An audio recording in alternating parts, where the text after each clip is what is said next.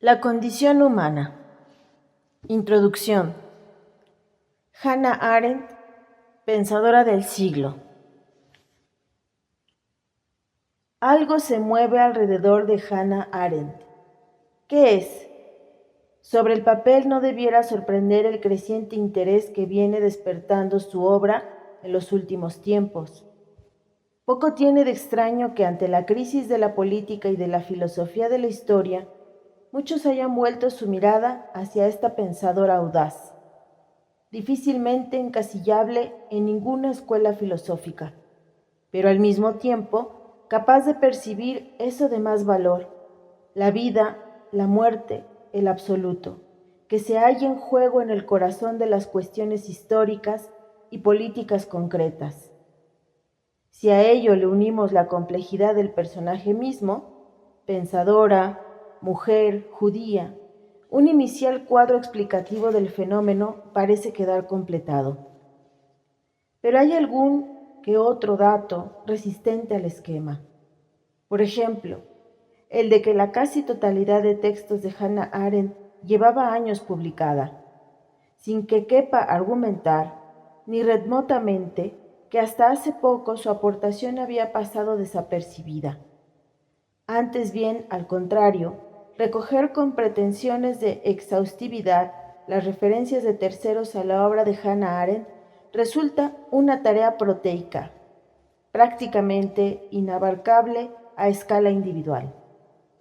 Desde algún otro lugar, por tanto, habrá que dar cuenta de ese plus de actualidad por el que hemos empezado preguntándonos, o quizá la clave esté precisamente en el lugar.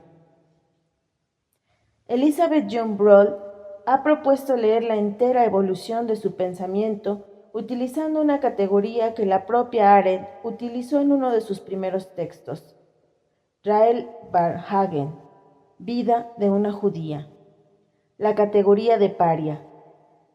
Puede argumentarse, y no sin parte de razón, que con ella Hannah Arendt solo pretendía dar una concreta respuesta teórica y política al nacionalsocialismo. Pero queda claro desde el mismo texto que el alcance de la categoría es considerablemente mayor. Rahel siempre fue una judía y una paria. El hecho de mantenerse fiel a ambas cosas es lo que le ha dado derecho a ocupar un lugar en la historia de los europeos. El paria es mucho más que un apátrida, que un desarraigado. Es un outsider. La figura completamente opuesta a la revista, el parvenu, quien a su vez no se limita a ser un mero escalador social. Es alguien con una pulsión tan enfermiza por asimilarse al mundo que está dispuesto a negarse a sí mismo con tal de no sentirse separado de él. El que nosotros hoy podamos utilizar la biografía de Rahel Varnhagen como una metabiografía de Hannah Arendt es un dato de partida, no de llegada. La obra, tal vez la más íntima y subjetiva de nuestra autora, allí donde se pregunta, barruntando el horror que se acercaba, cito, ¿cómo es posible vivir en el mundo, amar al prójimo, si el prójimo o incluso tú mismo no acepta quién eres? Fin de cita. Constituye una auténtica búsqueda de identidad por persona interpuesta, pero también el inicio de una aventura de pensamiento a la que solo la muerte de la autora pondrá fin. La veracidad en este caso proporciona, por tanto, una clave solo parcial del sentido. A partir de un cierto momento, la fundación teórica de la categoría de paria deviene otra. Perderá parte de su ropaje descriptivo para pasar a designar una perspectiva, un lugar teórico, una mirada que no se incorpora al paisaje, o, wittgensteinianamente, un ojo que no forma parte del mundo, pero constituye, ordena lo mirado, no únicamente para el conocimiento, sino también para la vida. De ahí que se le atribuyan tareas a la figura, que se le asigne la labor de estar alerta ante lo inesperado, la de observar cómo ocurren cosas y sucesos sin apriorismo sobre el curso y la estructura de la historia. La evolución del pensamiento de Hannah Arendt, glosada por Paul Ricoeur como de la filosofía a lo político, se deja caracterizar entonces como el tránsito desde su experiencia particular a un discurso general acerca de las condiciones para la acción y acerca de la naturaleza del juicio, o en otras palabras, desde su personal idea de la condición de paria a una teoría de lo público. El hecho de que Hannah Arendt se viera obligada, por causa de su origen judío, a emigrar a principios de los 40 a Estados Unidos, como tantos otros compatriotas suyos, por lo demás, concede a su texto Los orígenes del totalitarismo, qué duda cabe, un especial atractivo. Entre otras cosas, coloca a la autora en la tesitura de medirse con alguna de sus afirmaciones. Por ejemplo, con las que aproximadamente por las mismas fechas, 1948, en que escribía dicho libro, hacía a propósito de los intelectuales, cito, el anticonformismo social, como tal, ha sido y siempre será el distintivo de los intelectuales. Para un intelectual, el anticonformismo es casi la condición sine qua non para su realización. Fin de cita. No fue el suyo, definitivamente, el texto esperable desde una simplista perspectiva ad hominem. Hubo quien saludó su publicación, es cierto, como una contribución al discurso de la Guerra Fría, por aquel entonces característico del antitotalitarismo norteamericano. Y hay que decir que tanto el tono general del libro como su afirmación de que las formas nazi y comunista de gobierno totalitario eran esencialmente las mismas, parecían dar la razón a estos intérpretes. Pero el lector perspicaz puede percibir en las preguntas, de inequívocas resonancias kantianas, que se formulan en el texto. ¿Qué ha sucedido? ¿Por qué sucedió? ¿Cómo ha podido suceder? El alcance que Hannah Arendt pretende dar a su análisis, del que se desprenderá que para ella el totalitarismo no es solo un fenómeno histórico de decisiva importancia, sino también una categoría de explicación filosófica. La idea, mantenida en el libro, de que el totalitarismo no es simplemente el último episodio hasta el momento en la historia de las tiranías, sitúa a la autora ante el compromiso teórico de definir la novedad del gobierno totalitario. En principio, dicha novedad podría formularse así. Lo específico del totalitarismo viene dado por el protagonismo de las masas, el cual, a su vez, tiene su raíz en una determinada experiencia, característica del mundo contemporáneo. Bajo la propuesta parece operar, si bien desigualmente, por lo menos dos elementos diferenciales. De un lado, el tema, tan propio de la sociología europea de entreguerras, del surgimiento de lo que se perfila como un nuevo sujeto histórico y de sus relaciones con las élites. De otro, el uso, cuyo origen benjaminiano hará explícito Hannah Arendt en su introducción a Iluminaciones, del concepto de experiencia para dar cuenta de determinadas dimensiones de la vida colectiva. Para Benjamin, como es sabido, el sentido no puede ser generado por el trabajo, sino a lo sumo sufrir transformaciones dependientes del proceso de trabajo. Esta autonomización del sentido y por tanto de la interpretación de la experiencia respecto del proceso productivo, que resultará absolutamente central cuando Arendt plantee el tema de la revolución, desarrolla una particular eficacia en esta obra, porque uno de los rasgos del totalitarismo es justamente que en él todo se presenta como político. Lo jurídico, lo económico, lo científico, lo pedagógico. De este rasgo se sigue en cierto modo un segundo. El totalitarismo aparece como un régimen en el que todas las cosas se tornan públicas. Ambos deben ser entendidos en sentido fuerte, como desarrollo de la novedad enunciada. La experiencia en la que se funda el totalitarismo es la soledad. Soledad es ausencia de identidad, que solo brota en la relación con los otros, con los demás. El totalitarismo se aplicará sistemáticamente a la destrucción de la vida privada, al desarraigo del hombre respecto al mundo, a la anulación de su sentido de pertenencia al mundo, a la profundización en la experiencia de la soledad.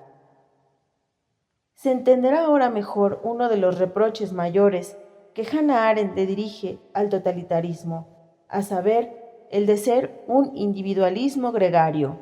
Cito: comprimidos los unos contra los otros, cada uno está absolutamente aislado de todos los demás. Fin de cita. La soledad, que hace referencia a la vida humana en conjunto, encuentra en la vida política totalitaria su complemento obligado en el aislamiento.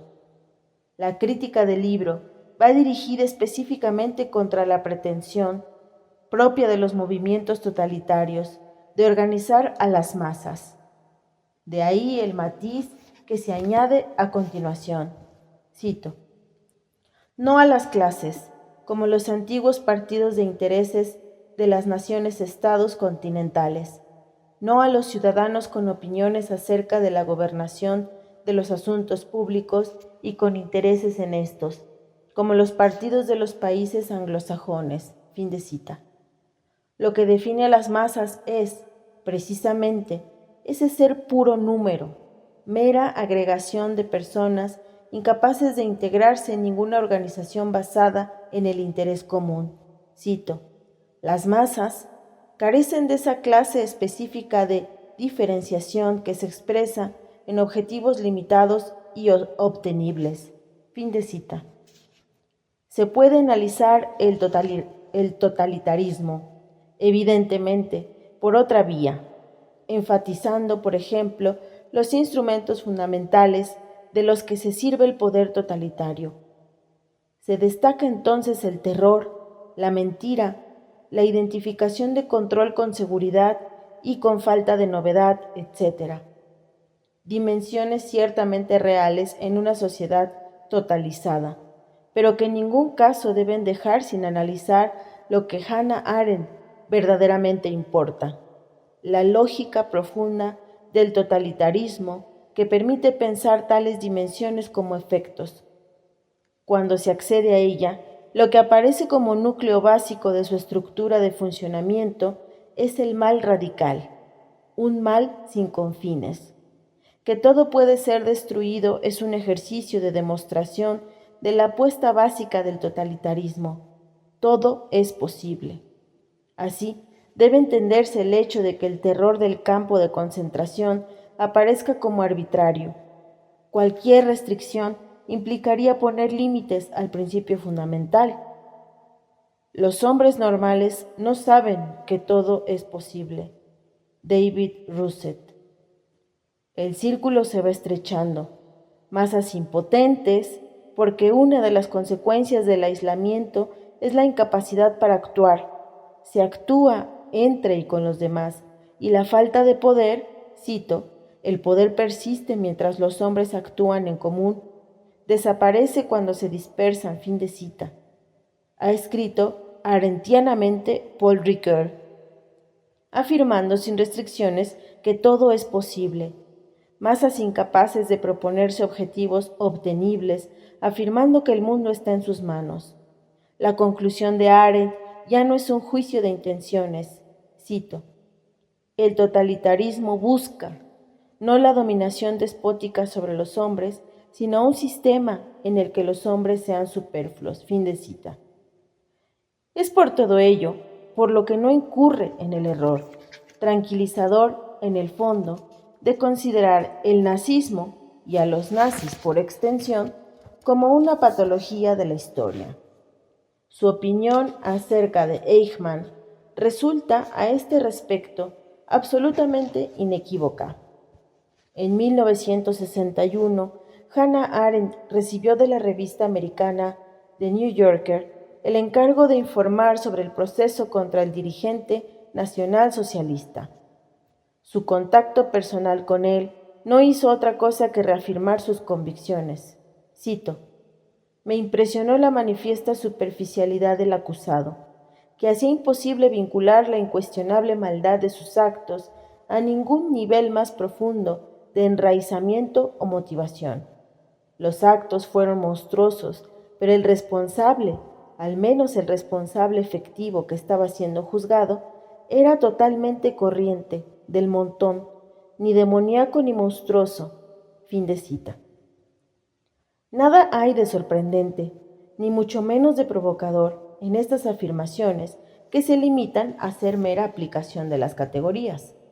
Ese hombre del montón es un hombre de la masa, y la característica principal del hombre masa no es la brutalidad y el atraso, sino su aislamiento y su falta de relaciones sociales.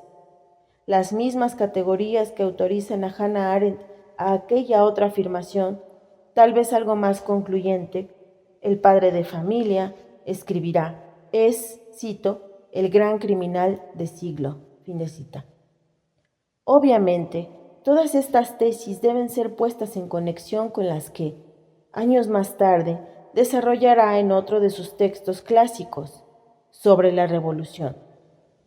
Analiza allí el fenómeno de la revolución a través del análisis de dos de ellas, una buena y otra mala, la americana y la francesa, en un modo que, según algunos, desliza preferencias ideológicas extradiscursivas, pero semejante apariencia no agota en todo caso el contenido de sus tesis, que se entienden mejor conectándolas con una idea de raíz aristotélica tangencialmente mencionada.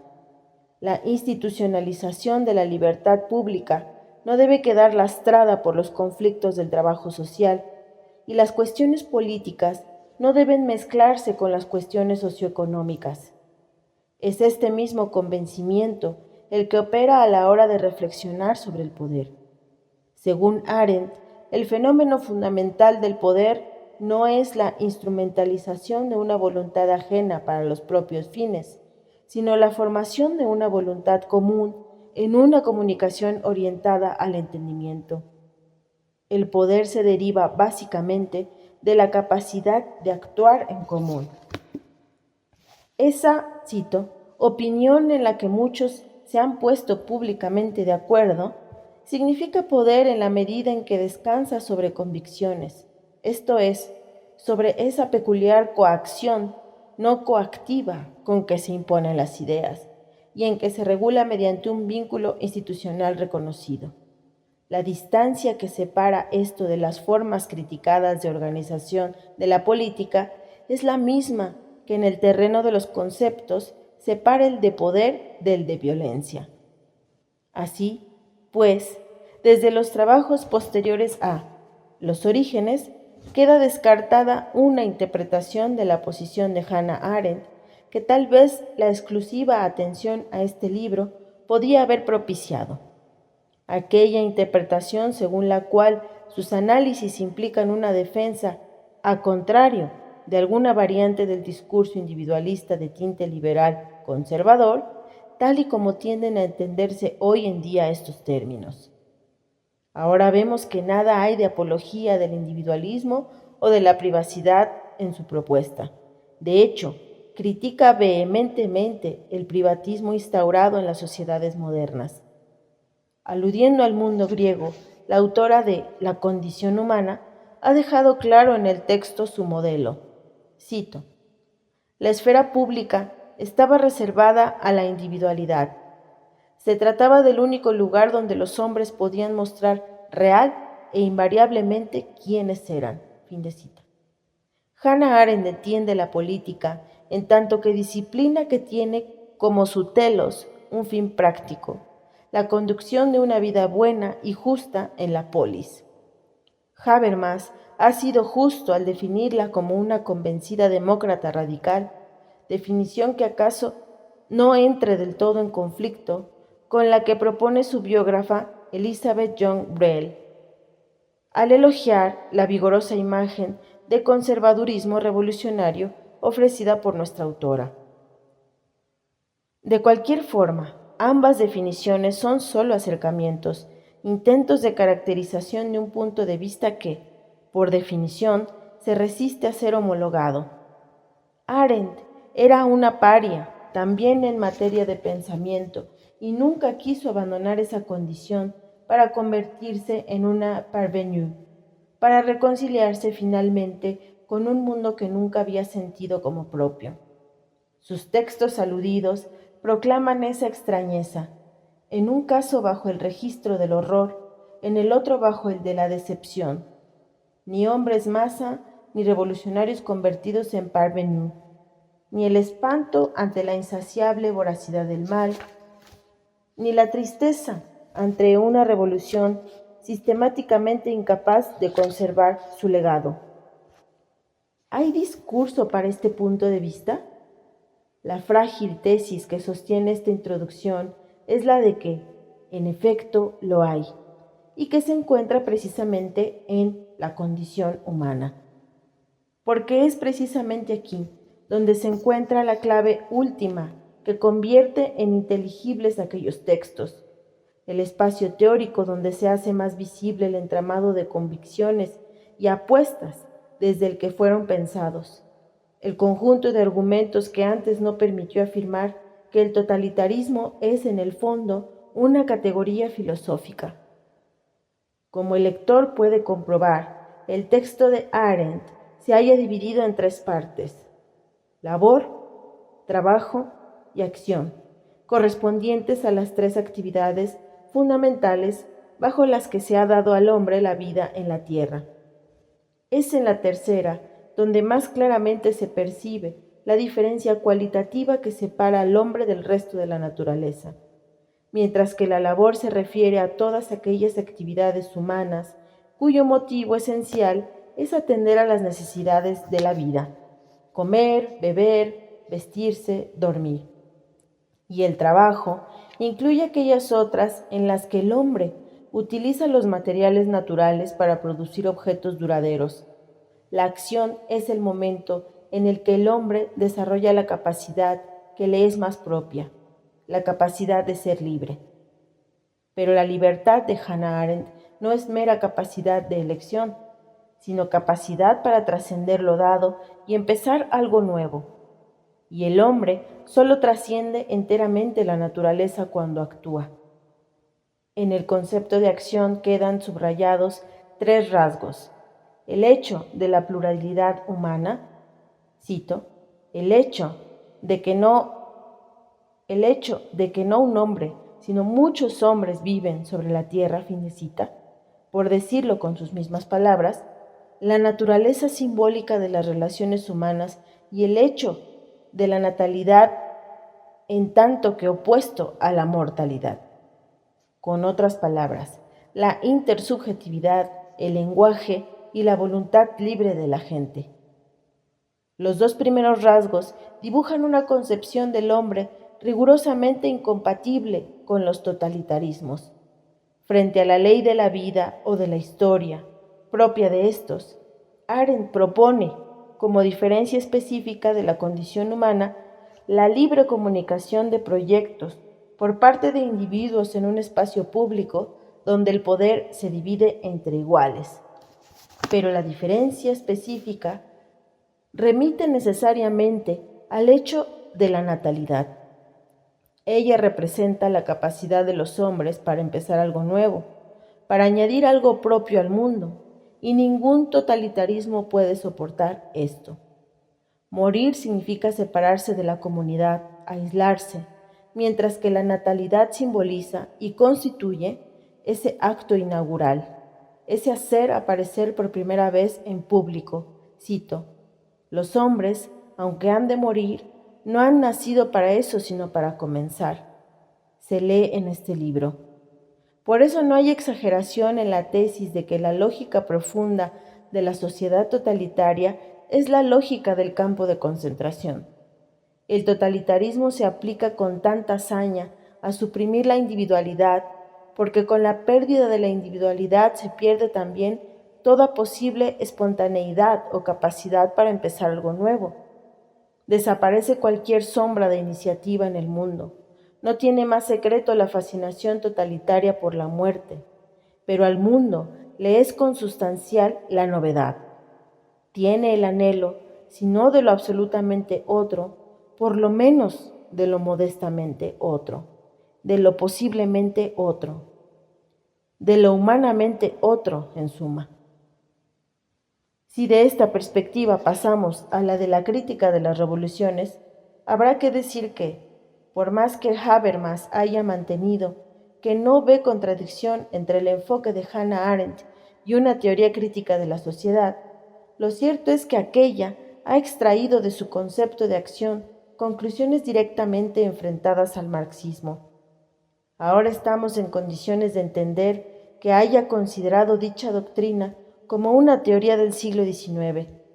La obra de Marx era una respuesta revolucionaria a aquella cuestión social que con la mejora del nivel de vida en el siglo XX quedó paliada de manera fundamental. Si a pesar de ello el pensamiento que se reclamaba de Marx parecía conservar buena parte de su originario impulso emancipatorio, era porque cabalgaba a lomos de un malentendido. Algo había avanzado la escuela de Frankfurt en la clarificación del asunto, es cierto, al denunciar la reificación de la naturaleza como un campo para la explotación humana. Si Marx se saliera con la suya, el mundo entero se transformaría en un taller gigantesco, declaró Adorno. Pero Arendt había apuntado al corazón del problema al criticar la reducción del hombre a un animal laborans, y hay que decir que la distinción entre el hombre como animal laborans y como homo faber, planteada en el presente libro, ver capítulos 3 y 4, la escuela de Frankfurt nunca la realizó. Para nuestra autora, la confusión entre tecné y praxis que se ha producido en el marxismo y la identificación consiguiente entre una acción así, mal entendida, y hacer la historia, desemboca en una paradójica incapacidad para dar cuenta del devenir de los acontecimientos históricos. Frente a esto, Arendt confía en que su concepto de acción permita sentar las bases para una nueva idea de la historia.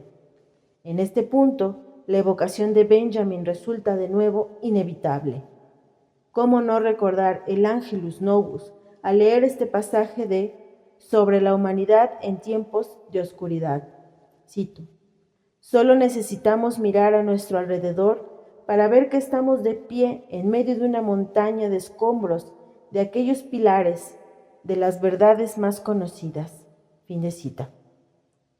De Benjamin toma el concepto de la historia como construcción y con él comparte la convicción de que la misión del historiador es hacer saltar por los aires el continuum histórico, a fin de conquistar un espacio que le permita construirse un juicio crítico y autónomo. La voladura obliga, por lo pronto, al abandono de una cierta práctica historiográfica.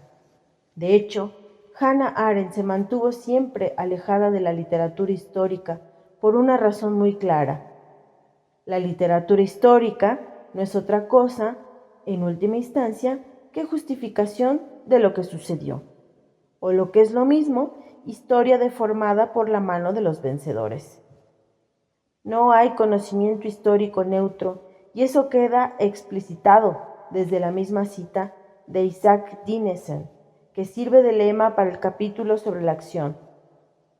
Todas las penas pueden soportarse si las ponemos en una historia o contamos una historia sobre ellas. Historia para la vida, si se quiere decir así, pero en ningún caso para el consuelo. Cito: comprender no significa negar lo terrible. Significa más bien analizar y soportar conscientemente la carga que los acontecimientos nos han legado, sin, por otra parte, negar su existencia o inclinarse humildemente ante su peso, como si todo aquello que ha sucedido no pudiera haber sucedido de ninguna otra manera. Fin de cita. Se resisten a aceptar esto último quienes necesitan pensar que todo lo que sucede en la tierra debe ser comprensible para el hombre. Pero Hannah Arendt no rehúye el choque con la realidad del mundo. y es que lo que convierte insoportable la noticia de lo sucedido es precisamente el acceso al conocimiento de la auténtica naturaleza de lo real, el descubrimiento de su condición plástica e incompleta. A estas alturas deberíamos estar en condiciones de anudar los cabos que hasta aquí habían permanecido sueltos. Así, no debiera quedar resquicio alguno para interpretar la propuesta de Arendt en términos de una versión reactualizada de los viejos subjetivismos filosóficos. Es verdad que en este libro se sostiene que es a través de las historias contadas como el protagonista de las acciones, quien las realiza, se identifica, se reconoce y recibe lo que se denomina adecuadamente una identidad narrativa. Pero no hay que confundir esto con una especie de soberanía de la gente sobre el sentido de su acción. Precisamente la exteriorización, la objetivación lingüística en el relato viene a probar este carácter de descubrimiento con el que ante el agente aparece el significado de lo realizado por él mismo. Las historias nos revelan un actor, pero no un autor. Aquel significado solo emerge a la superficie de la narración merced al narrador. Cito, no es el actor, sino el narrador, quien acepta y hace la historia, afirma la autora en este libro. La identidad obtenida de tal forma por el agente es una identidad frágil, precaria, como corresponde a la naturaleza misma de las cosas. Arendt sabía, al igual que Dinesen, que la mayor trampa en la vida es la propia identidad, y por eso le escribía a Jaspers: no se fíe usted del narrador, sino de la historia. Y aún así, importa dejar en claro que el relato ni resuelve ningún problema, ni domina nada de una vez para siempre. No hay conocimiento histórico neutro, por la misma razón que no existe punto de vista privilegiado. Imposible, por tanto, atribuirle a nuestra autora una concepción continuista de la historia. No en vano ha reiterado, en más de una ocasión, que la historia es un relato que no cesa de comenzar, pero que no termina jamás. Tesis como la de que la historia se vence del lado de la libertad o la de que el hombre hace la historia pueden ser asumidas siempre que se las entienda en clave de contingencia. Se percibe entonces la diferencia entre la perspectiva arendtiana y la de las filosofías de la historia posteriores a Kant, empeñadas en devolvernos un mundo sin pasado.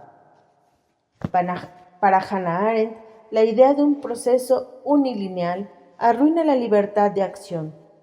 No hay ley de la historia que asegure el progreso.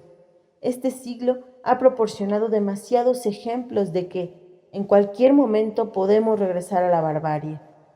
Nos aboca esta incertidumbre a una idea de la historia en la que ella misma, en cuanto tal, aparece como una contingencia desoladora. Solo parece caber una respuesta, no necesariamente, o en positivo, depende de los propios hombres. Las revoluciones revelan la grandeza de esa posibilidad que reside en la acción. Nada más fuerte y más débil al mismo tiempo que el recién nacido. La natalidad funda simultáneamente la renovación y la contingencia radical. Las revoluciones que se han torcido, las sociedades que no han sabido estar a la altura de sus proyectos, no han incumplido el designio de Hannah Arendt. Lejos de ello, han mostrado el carácter abismático de esta apertura, el riesgo de su propio envite. Los totalitarismos han acosado a las revoluciones como la muerte acosa a la vida. Tal vez sea esto lo que hoy más nos importe retener. Hay revolución allí donde triunfa la acción, en el mismo sentido en que hay totalitarismo, allí donde se conculca el derecho humano fundamental, la libertad de acción. No es este un tiempo de certezas, sino de enigmas, o como decía Tocqueville, el pasado ya no ilumina el porvenir, el espíritu humano camina entre tinieblas. El pasado, bien pudiéramos decir, parece acordarse de nosotros, Hannah Arendt se anticipó con verdad a nuestra mentira dominante. Ninguna acción consigue la meta que se proponía. Pero nunca extrajo de esta convicción conclusiones desoladoras o derrotistas. No dio por muerto lo que no entendía, ni se declaró desencantada ante lo nunca alcanzado. Le alimentaba el orgullo de pensar. Manuel Cruz, Universidad de Barcelona, Barcelona, diciembre de 1992.